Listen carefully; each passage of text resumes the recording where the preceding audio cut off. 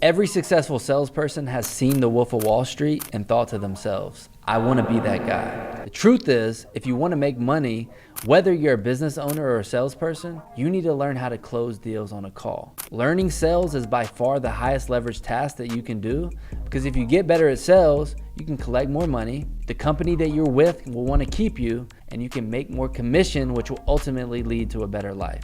I mean, sales is how Jordan Belfort made millions, and in this video, I'm gonna give you the only sales training that will make you rich. So when I was coming up, I thought that a salesperson was someone trying to sell me something that I didn't want. And though now I know that's not true, I understand why I felt that way. And so I wanna start this training off by talking about the current state of sales, because what we're seeing is we're seeing a lot of over-promising, under-delivering. We're even seeing a lot more scams pop up, and we're seeing a lot of fake guarantees. So if we were to look at someone like Jordan Belfort, which in the movie he looks amazing, right? Everybody wants to be Jordan Belfort, but if you were to look at the reality of it, it never turns out good, okay? And it's not sustainable, and it's not a business model that if you're a sales rep or a business owner that you can continue to make money with long term. And so it's really important that you understand this as a sales rep, and we'll talk more about it in a second, that you understand what the marketplace looks like in the current state, because if you know that, you can use it to your advantage and do things the right way and create trust. So skepticism, all-time high, trust, all-time low. We're seeing a lot of fake guarantees, and when I say that, I mean if you sign up for our program, we guarantee that you're going to make 10x of your money. If not, we'll give you a refund. And a lot of times this is misleading, and it creates a lot of distrust in the community. There's a lot of hoops. If you're going to get your money back, which you're probably not, you're going to have to jump through a lot of hoops to do it, and it creates confusion in the buyer, and it's led to this rise in skepticism. And it's the truth. And to be honest, I've been guilty of it in some ways myself, and it's something that we're trying to always work on in our company. We want to be overly authentic. We want to be overly clear in our messaging and not create any confusion. And if you do this, it's actually going to work out a lot better for you, okay? And so next, we're also seeing a lot of high pressure sales. Now, this is something that's not new. It's something that's been around. We're seeing a lot of sleazy sales, like what I experienced when I was talking about when I was coming up. A lot of people caring only about the commission and the close and not about truly what's best for the person across from them. And again, this is killing the trust in the marketplace. And it's not a bad thing. It's just the reality. It's actually something that as a sales rep, if you know how to break down the walls that your prospect has coming into the call, you're going to be able to close deals easy. And in this training, I'm going to show you exactly how to do that. And so when you take both of these things, skepticism, high pressure, and you add in the rise of technology, so it's a crazy combination that we're seeing, because right now my brand is global, and that's what I love about sales. As a sales rep, you can hop on your laptop and you can close deals anywhere in the world at any time. All you need is Wi-Fi and your laptop. And so that's great. That's my favorite part, but it's also led to a lack of accountability in companies, and they care a lot less about the product that they're delivering. And sometimes people will just say stuff that is completely not true. And so this technology has led to a lack of accountability. And to me, all three of these are the reason why the old way of sales is dead. And this new way of sales is what it takes to win now. And so let's hop in and talk about this new way of sales that you can implement and start closing deals. And what is it? Okay, it starts with listening. Instead of highlighting all the things your product can do and making the sell about you as a salesperson, listen to the prospect. Now, there's a theory called the spotlight effect. If you were to imagine a spotlight shining down, you want to make sure the spotlight is on the prospect as much as possible. And so that comes with listening, asking questions, and we're going to take a really deep dive into that here shortly. Next is finding the problem. Now, you need to be able to diagnose what the prospect is going through, what issues they've had, and what they're struggling with. And so if you look right here, a professional salesperson finds a problem and offers a solution. And that takes us to number 3, presenting the solution for their problem. And in the ideal world, you have it. Your product and service, it is the solution to their problem. And then finally, creating an ultra low pressure sales environment. Now, this doesn't mean we're not going to try to close them. This doesn't mean we're not going to push them on their way of thinking, because that's very important in sales, and we're always going to try to go get the sale if we can truly help them. But the goal is to let the prospect sell and convince themselves why they should buy. And this changes the game completely. We're not going to be like, you need to do that. You need to look at all this stuff that you're going to get. You need to do it. Come on, do it. Instead, we're going to let them convince themselves. And this creates an ultra low pressure sales environment. It also creates a really good client, because if you have to drag or pull somebody by the teeth in to sign up or buy what you're selling, you're going to have to pull them around to get the result and actually do a good job. So I want to reiterate, the goal is to help the prospect. It's never you versus them. It's always you in service to them and solving their problem in the way that they want it to be solved. So this is a huge change in thinking, and this is what a professional salesperson does, and this is the new way that you can leverage this angle to create trust, lower skepticism, and actually get in real communication with the person across from you by truly caring about what they are doing. Now, before we go into any more tactics, any more frameworks, because guys, if you know me, if you've been following me at all, I think scripts are great. I think they're great for learning, but I don't really believe in scripts. I believe in frameworks, and I believe in processes that are moldable to all kinds of industries and all kinds of situations. We're human, and when you hop on a sales call, you're having human experiences. And so frameworks, you can mold these frameworks to every experience. A script, sometimes they'll ask a crazy question, and you're not going to know how to handle it. And just because you've been following a script. And so I'm going to give you this exact framework. It's been responsible for 8 figures. And I'm telling you, implement this, learn it. But even more important than the framework, right, is this next slide, belief, okay? You need to believe in what you're selling. This is more important than what you say, how you say it, or any approach, tactic, skill, or even your product knowledge. And the beautiful thing about this belief, it can be curated, and you can do this by obsessing about the product that you sell, obsessing about the case studies and the testimonials, obsessing about the winners. And this alone, this belief, will help you become rich as a salesperson. And I don't say that lightly, because belief is greater than any process, any framework, anything that you say, any slick objection handle. Belief is everything. And you as a salesperson should be working on your belief of what you're selling every single day. So now that that's said, let's hop in. Let's break down the 5-step sales process. We're going to touch on each one, and then we'll take a deep dive into each section and go from there. So we're going to break this down into 5 simple steps. I've seen a lot of very complex sales processes that just get confusing. And so I think 5 is an easy number that you can follow, and you can flow through this framework as I talked about and understand. So step 1 is intro. Step 2 is data collection. We're going to learn about the prospect. Step 3 is the presentation, present the product. Step 4 is test close. And step 5 is close. All right, and if you stay around to the end, I'm going to give you the best practices. I'm going to drop some really high-level gems on just overall closing deals and sales. So let's dive into each of these steps, and so we can better understand them. We're going to start with the intro. And so have you ever walked into a restaurant and you get there and the hostess doesn't greet you, and you're just kind of, you and your family maybe just be standing there, and you're like, are we supposed to sit ourselves, or are we supposed to wait? And so there's just this awkward interaction. And so this is the importance of an intro when you're doing your sales calls. You don't, if somebody comes into a Zoom call or if you're doing an in-person call, you want to greet them and you want to make them feel welcome.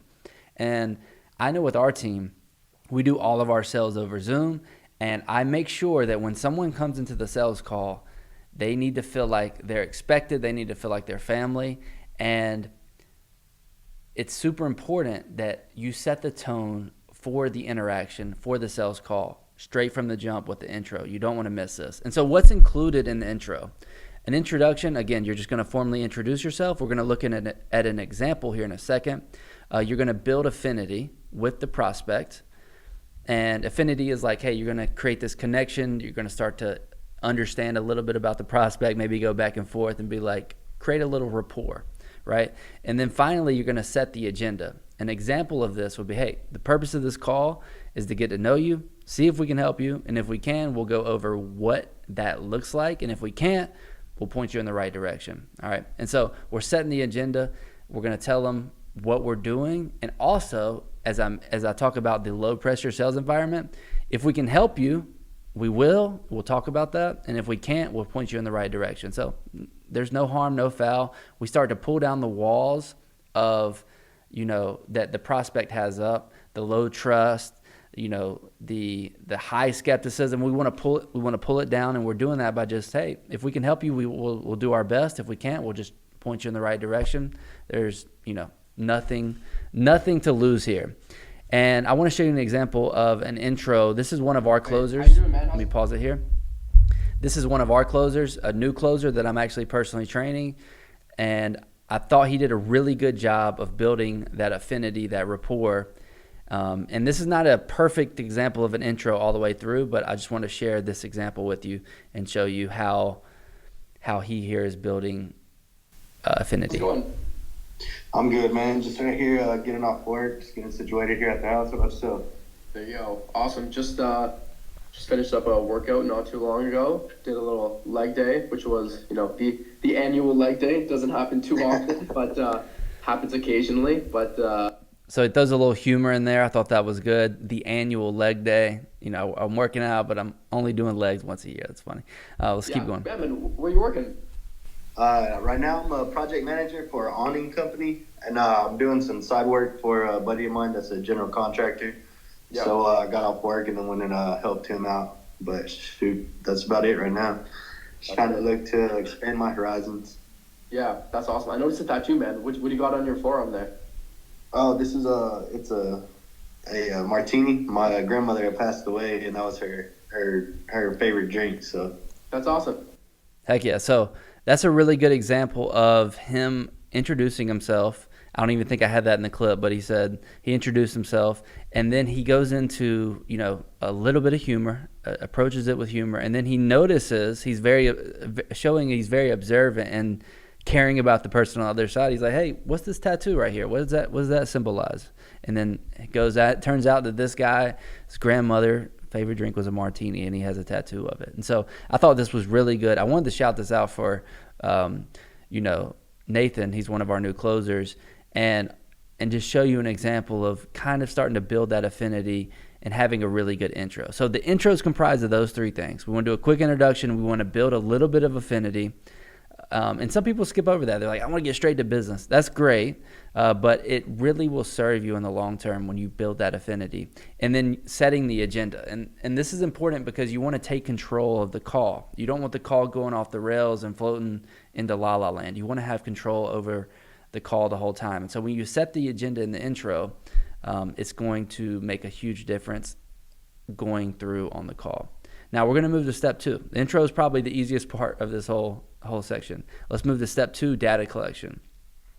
And so the purpose of this section is gathering the data, getting to know the prospect, and creating understanding of their situation.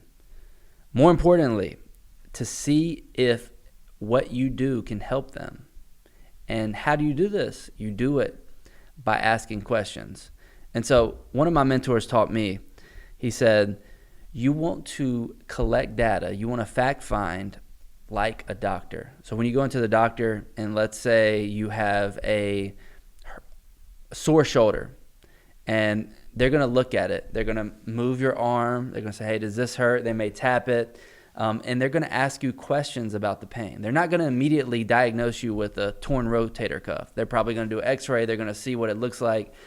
But they're going to ask you questions to see what happened, how did it happen, where does it hurt, what movements can you do, and they're going to get a true understanding of your situation and your problem. And so I want you to keep that in mind as you're collecting data on a sales call.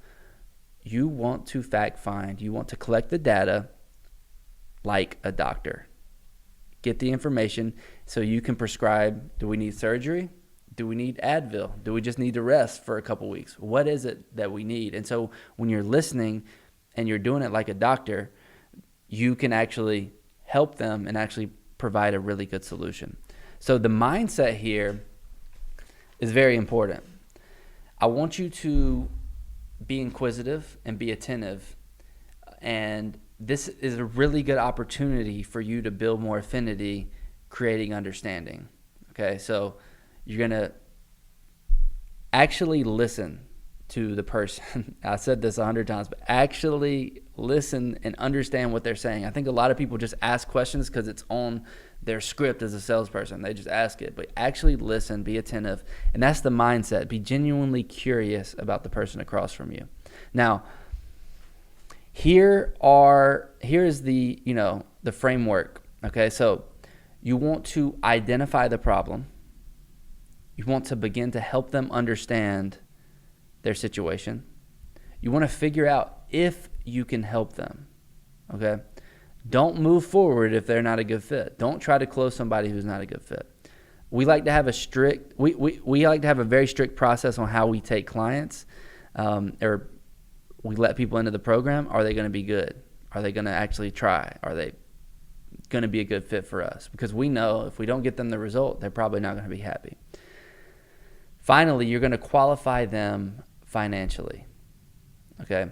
We don't want to move forward and try to sell them something that they can afford. Now, a lot of people try to do this at the end. I don't want to do a 30-minute call if this person doesn't have money.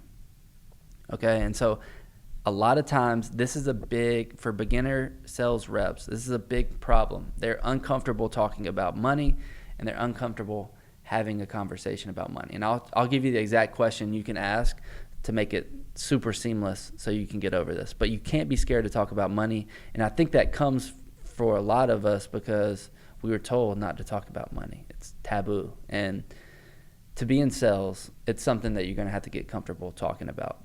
Okay? And we do all of these things, okay? We do them all by asking questions.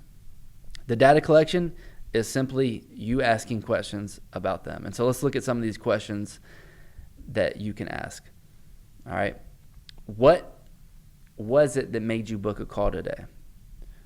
If you're like at a car dealership, for example, it could be, hey, what are you looking for today? What made you come into the dealership?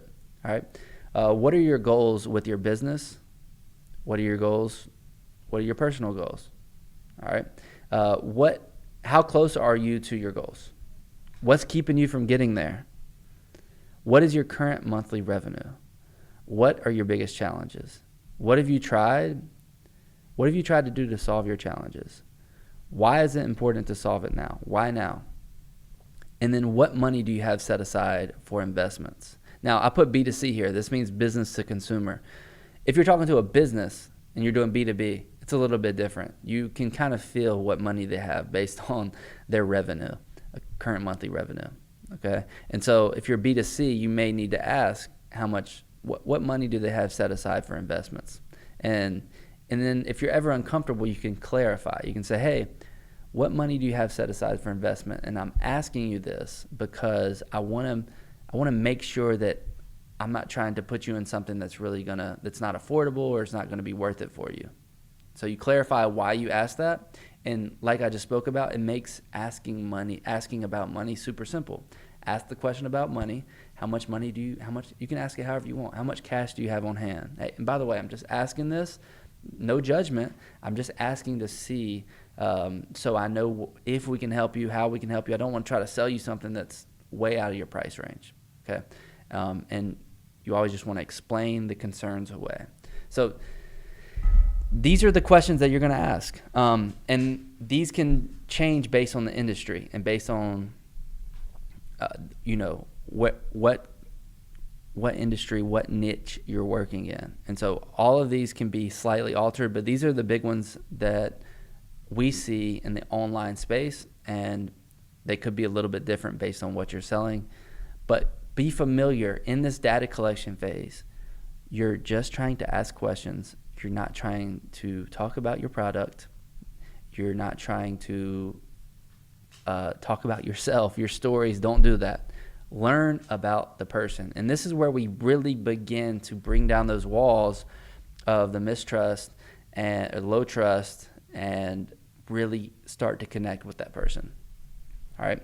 So if you're doing the data collection right, you're asking the questions, you're building affinity, and you're putting the spotlight on the prospect. Now, what happens is if you're new at this and you don't have command, or you in the intro, you did not pre-frame the call, right? You did not set the agenda.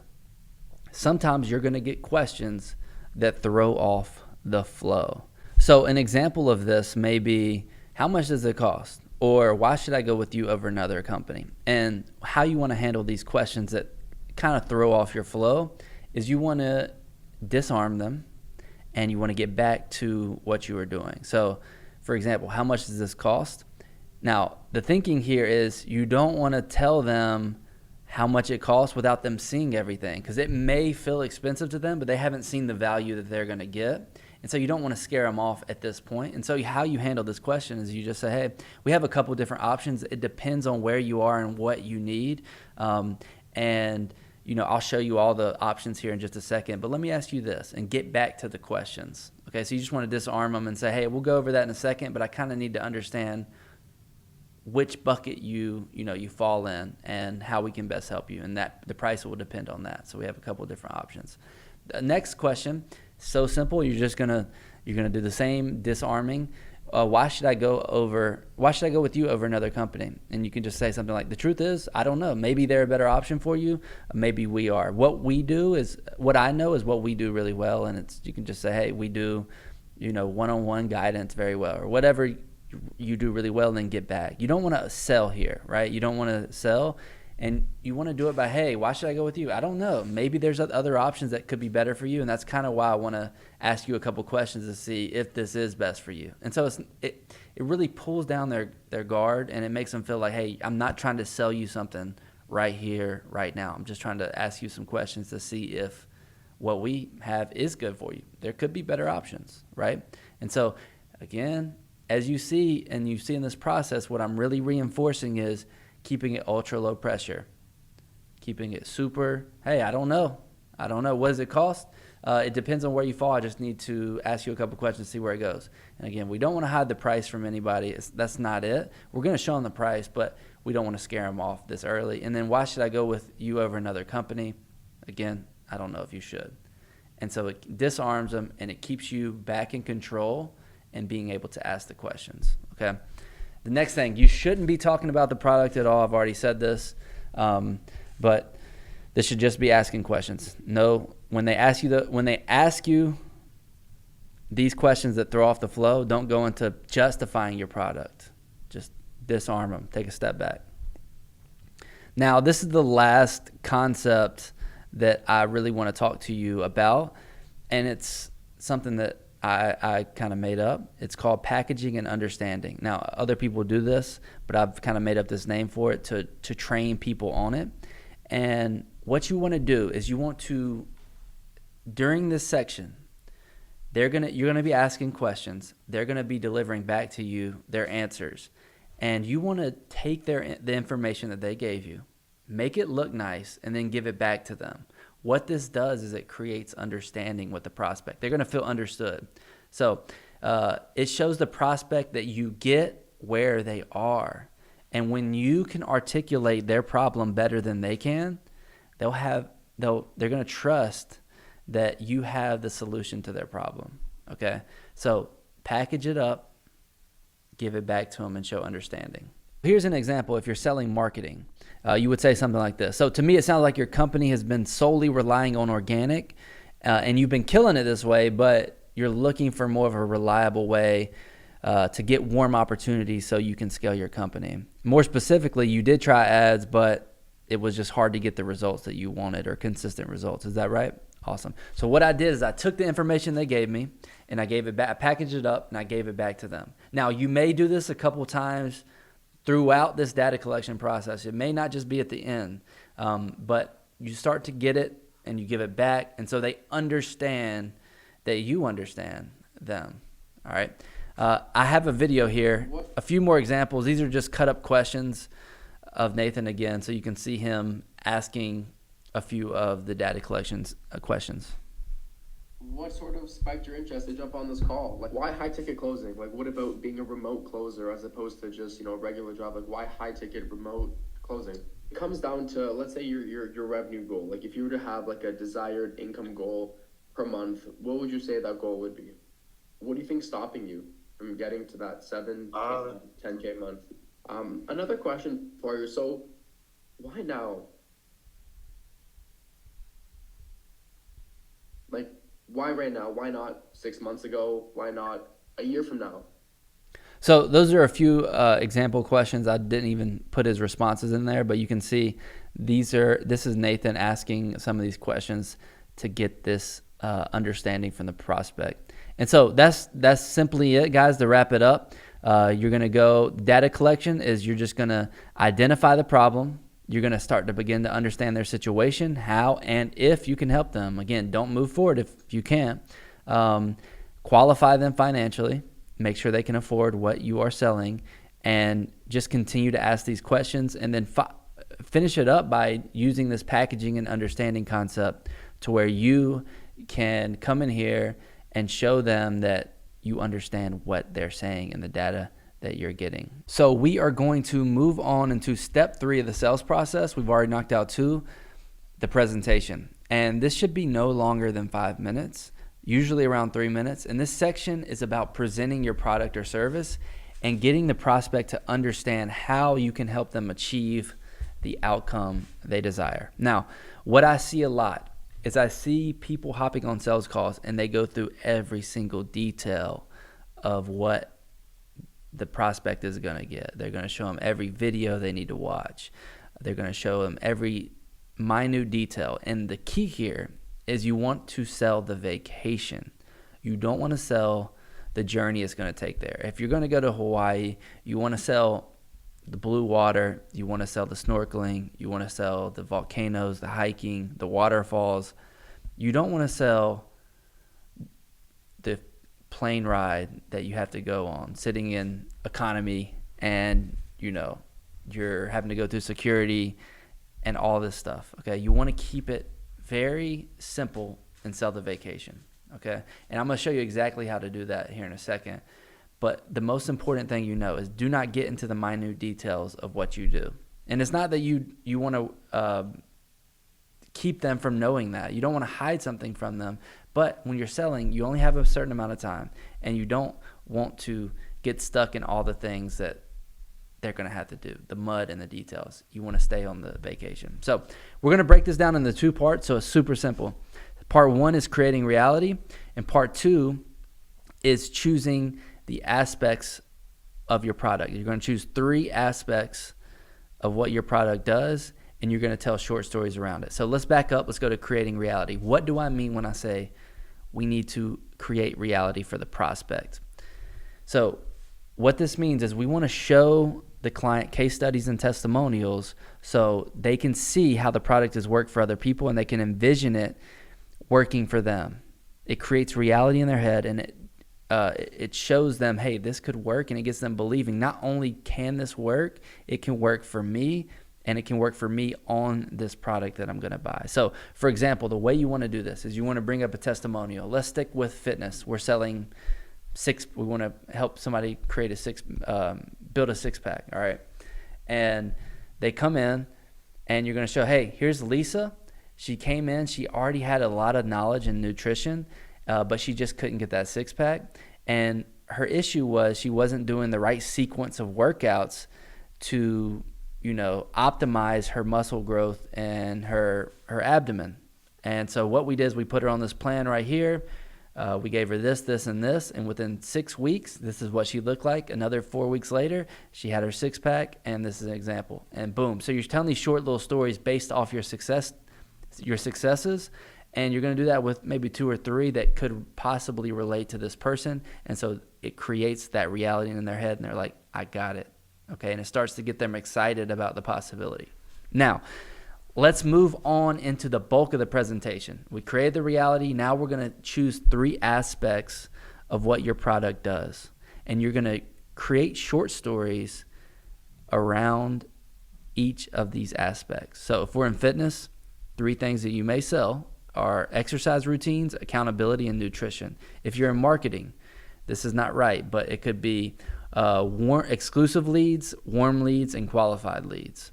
And then if it's drop shipping or e-com, it could be training modules, suppliers / contracts, and one-on-one support. So there's 3 things that they're going to get.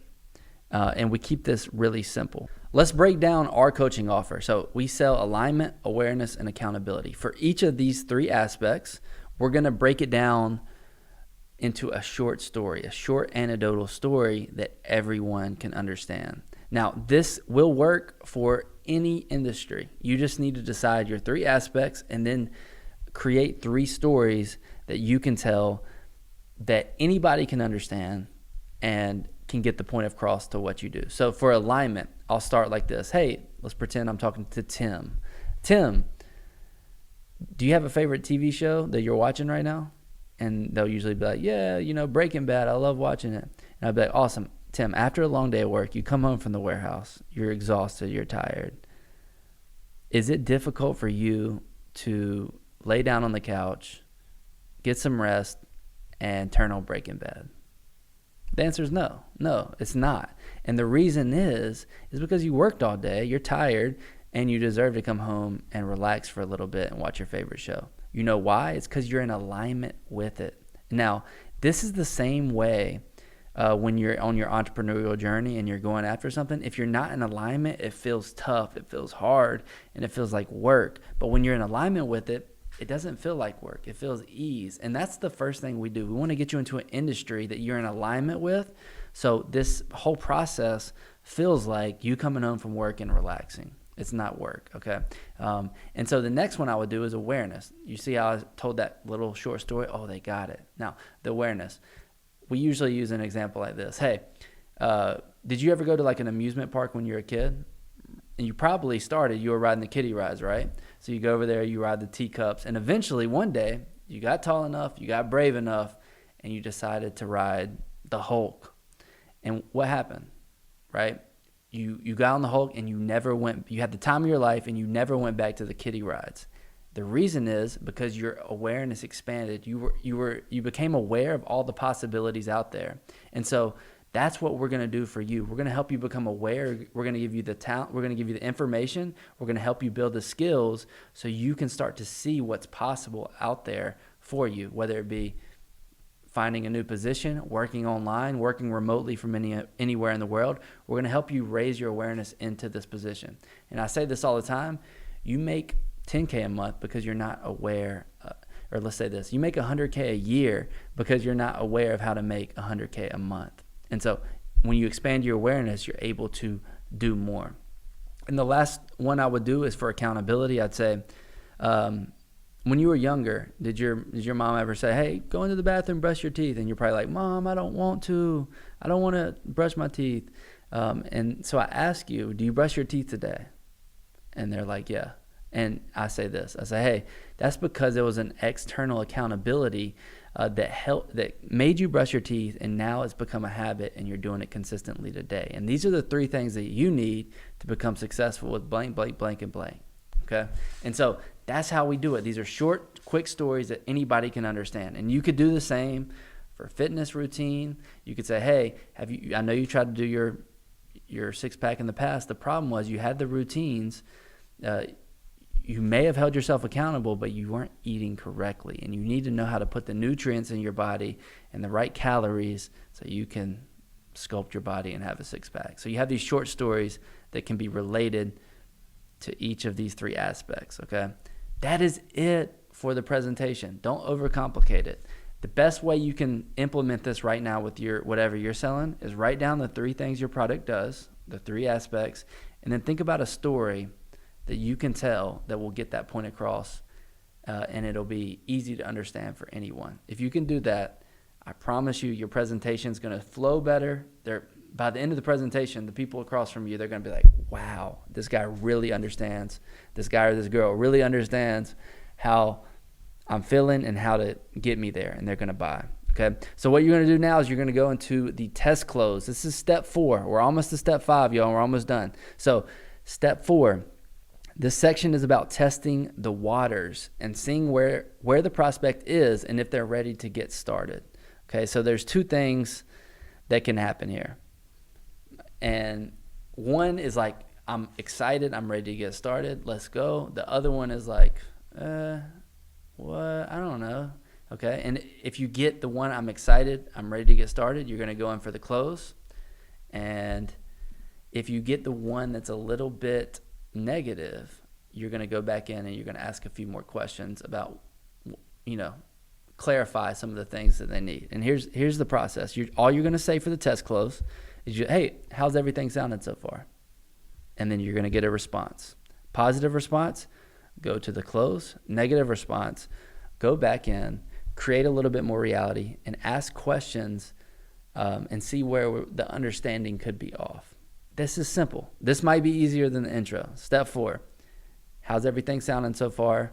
Because you never want to close someone unless they're ready to be closed. And so you don't want to try to close somebody who's not ready. So there it is. See where they are, test the water. Once you get that positive response, we're going to step 5 and we're going into the close. It's now time to close the deal, help this client get started. There's going to be an exchange of value.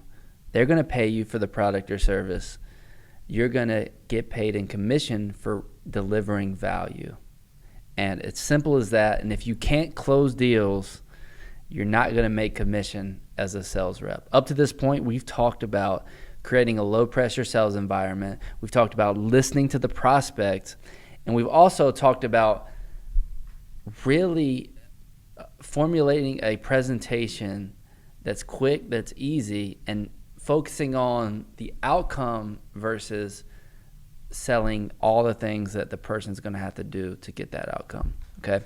And now we're going to break down this close, the most important part of the whole section, into 3 parts. Now, I say it's the most important part, but every step is as strong as the other. If you don't do well on the data collection, the close is going to be hard. It's going to be difficult. You're not going to know all their pain points. You're not going to know their why. You're not going to be able to really help them get started. So this is where the money collection comes in and where you're going to earn money as a closer. That's why I say it's the most important, but all the sections before, all the steps before are just as equally important. So breaking down the 3 sections, we're going to stack the offer and price drop. We're going to overcome any objections. And then I'm going to give you some elite closing strategies. All right, so stack the offer. What do I mean by that? You've done the test close. How's everything sounding so far? They're like, oh, it's amazing. I'm like, you think it'd be a good fit for you? You can do it? They're like, yeah, let's go. All right, and you're going to go into stacking the offer. And you're going to talk about really in 30 seconds, you're going to give them everything they're going to get. You're going to get one-on-one access. You're going to get one-on-one access. You're going to get modules. You're going to get community access. You're going to get this, and the total for that is $7,500. And then you're just going to be quiet. So that's what's called stacking the offer. You're going to tell them everything they're going to get, and then you're going to price drop. Tell them the price. Okay. Now, what happens? Usually, 9 out of 10 times they're going to be like, okay. And they're going to come up with something called an objection. Maybe 10% of the time they're going to hand you your card and you're going to swipe them. Very rare. You're going to get that. But most of the time you're going to get an objection. An objection is any reason the prospect does not want to move forward after hearing the offer. Okay. Now, the key to overcoming an objection is expanding awareness or transferring the right way of thinking. That's it. Okay. So just to break it down one more time to make it a little more simple. Objection, a reason they don't want to move forward. How do you overcome it? Expanding their awareness and transferring the right way of thinking. And I put together a simple formula so you can do this. First step, you're going to agree on the objection. You're going to isolate the objection. So you're going to take it, you're going to move it by itself, and then you're going to change their thinking or expand their awareness. And I'll take you through exactly how to do this. Okay. So an objection may be, God, that makes sense. $7,500, that's good. I think I'm just going to need some time to think about it. And what you want to say is, I understand most people do need to think about it. It's a huge investment. So that's called agreement.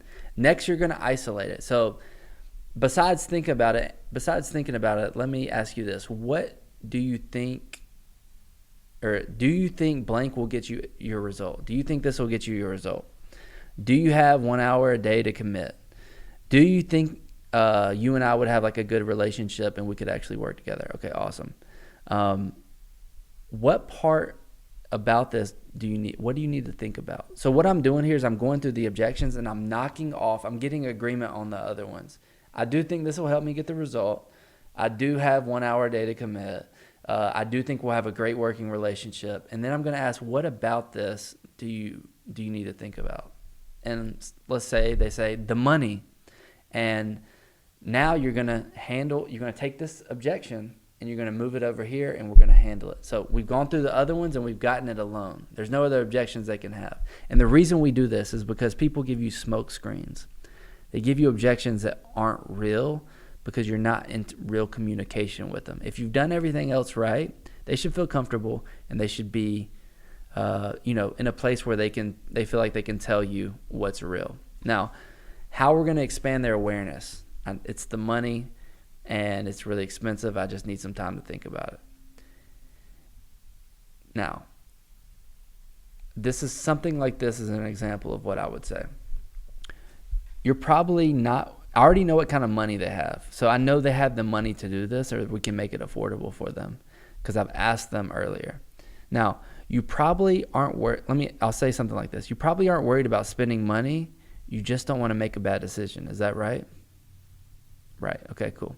So if I'm in your situation and I've been around a lot of high level people and I've been doing this for a long time, if you want to be successful in this, you want to take your attention off the price and the cost today, and you want to take it and put it on the one or two pieces of information that you're going to get from this that's going to help you get to your goal. Okay, so I just gave them a piece of information, and in an ideal world, they're like, wow, it just shifted their thinking. So instead of focusing on the cost it's going to cost you, put your attention on the result that you're going to get. And if you do that, that's how you get the courage to take action and go forward. And so I've expanded the awareness. This is just an example. It's not the most well-written thing, and it has to come naturally. But you expanded their awareness, and then you're going to circle back and ask for the close. So once they respond to it, you're going to say, let's go. You know that. Let's get started. We got to do this. And we pull them into the close. We could go through a lot of different objection handles, but what I'll do is I'll just make a completely different video going over different objections and how you can handle them. But a lot of times what I know to be true is people are looking for the right magic word to say and the right thing to overcome the objection, when the reality is you did a really bad job at the beginning in the data collection and you don't have the ammo. They haven't really told you the right information, and you don't have it to confront them or help pull them into a close. And again, like I said, this isn't high pressure. It's about pulling. It's about getting them in the right decision-making mindset so they can move forward and actually help them. So this is what it looks like. Keep it simple. Follow this formula. Agree, isolate, expand awareness. Always come back and ask for the close. A lot of people just forget to do that, or they would have a lot more closes. They can do the first three, but they forget the last one. Now, I want to talk about after you close the deal, because a lot of closers don't know this, and it can lead to refunds. It can lead to less recurring commission. If you're a closer that gets recurring commission, you want to give the next steps to the client after closing. And so to do this, you want to pre-frame what they may be feeling. You can be like, hey, it's perfectly normal if you hop off this call, you feel nervous, you feel scared. You probably just invested more money than you've ever invested. And that's good. It means you're outside of your comfort zone. And just explain to them, hey, action is the best remedy to overcome this anxiety, this little nervousness that you may be having. You may not have it, but give them that next action step. So, hey, let's go ahead, let's schedule your onboarding for them, and then get inside this program. Message me tonight if you have any questions. I'll be there to support you, and we can get this ball rolling and start going. So you give them that next action step, so as soon as you get off the close, they're not like, what now? I just spent a lot of money and I don't know what to do. So give them the action step. Super key. Going to go through a few more gems here. If your product will help them, close the deal. It's your responsibility to close the deal. They're going to be scared. And again, this is not high pressure still. It's your responsibility to give them the courage to start.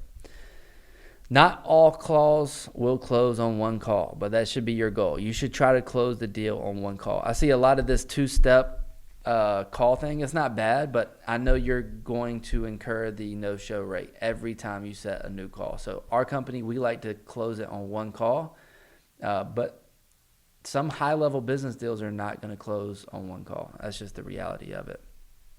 You're not going to close everyone. Not everyone is a deal. Nobody can close everyone. So remember that, understand it, do your best, but don't get down on yourself. Expect objections and do not get defensive when you get them. Do not take it personal.